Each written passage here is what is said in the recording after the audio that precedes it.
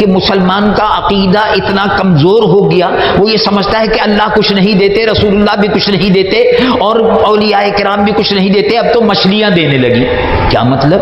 جس کو دیکھیے مسلمان جا رہے ہیں، مچھلیوں کے لیے آٹا لے جا رہے ہیں، مچھلیوں کے لیے ڈبل روٹی لے جا رہے ہیں، اور وہاں لے جا کر مچھلیوں کو کماڑی میں ڈالتے ہیں، اور ڈالنے کے بعد دعا مانگتے ہیں، میں نے منت مانی تھی میری منت پوری ہو جائے، مچھلیوں دعا کرو میری منت پوری ہو جائے۔ لو بھائی، اب یہ مسلمان مچھلیوں کا پرستار بھی ہو گیا، مچھلیاں بھی اب اس کی منتیں پوری کریں گی۔ کتنا کمزور عقیدہ مسلمان کا ہو گیا۔ کبھی یہ کہتا ہے کہ امام حسین رضی اللہ عنہ وارضا کی قبر جو ہے یہ تعزیے میں ہم نے جو بنا دی ہے، اس قبر پر پھول چڑھا دو تمہاری منت پوری ہو جائے گی۔ لو بھائی، تو جھوٹی قبریں بنا کے امام حسین کی جگہ جگہ جھوٹی قبریں بنا کے کوئی ثواب کا کام کیا؟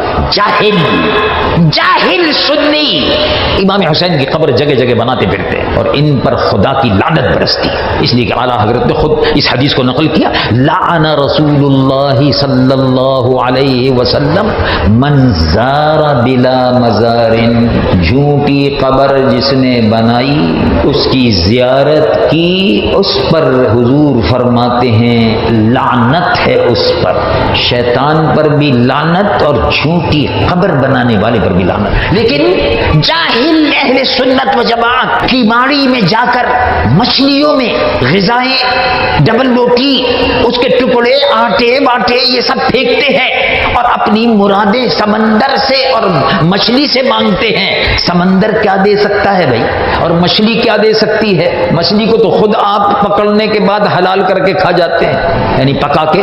مچھلی کو حلال کرنے کی ضرورت تو ہے نہیں، میں ویسے کہہ رہا تھا کہ حلال ہے مچھلی اور اس کو پکا کے کھا جاتے ہیں۔ تو جس کو ہم خود کھا جاتے ہیں وہ ہماری کیا مراد پوری کرے گی؟ وہ سمندر کے جس کے اوپر ہم جہاز چلاتے ہیں، وہ سمندر کہ جس کی موجوں کو ہم بدل دیتے ہیں، وہ سمندر کی جس کو چیرتے ہوئے ہماری آبدوزیں چلی جاتی ہیں، وہ سمندر ہمیں کیا دے سکتا ہے؟ دینے والا تو رب ہے، اور تقسیم کرنے والے اس کے محبوب مصطفیٰ ہیں صلی اللہ علیہ وسلم، اور ان کی امت بجائے اس کے کہ رسول اللہ سے مانگے، یہ جاہل امت، یہ جاہل سنی سمندر پہ جا کے مانگتا ہے، مچھلیوں سے مانگتا ہے، سمندر کی موجوں سے مانگتا ہے۔ اس سنی کو شرم اور حیا نہیں آتی، یہ بتانا چاہتا ہے کہ اے اللہ، اب تو بے بس ہو گیا، معاذ اللہ، اب یہ جو تیرا پیدا کیا ہوا سمندر ہے یہی میری مدد کرے گا، معاذ اللہ ثم معاذ اللہ۔ وہ اللہ رب العالمین جو خالق کائنات ہے، اس کی ربوبیت کا، اس کی روحیت کا مذاق اڑایا ہے۔